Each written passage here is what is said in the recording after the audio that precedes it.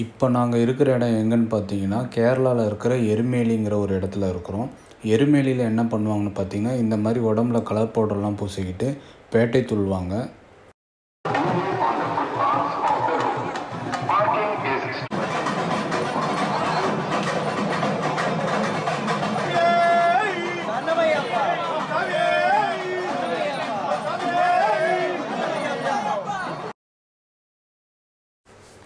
இங்கே எருமேலியில் பேட்டை துள்ளுறப்போ பார்த்தீங்கன்னா, இங்கே இருக்கிற ஐயப்பனை தரிசனம் பண்ணிவிட்டு அதுக்கப்புறம் பக்கத்தில் இருக்க வாவர் சாமியும் தரிசனம் பண்ணுவாங்க.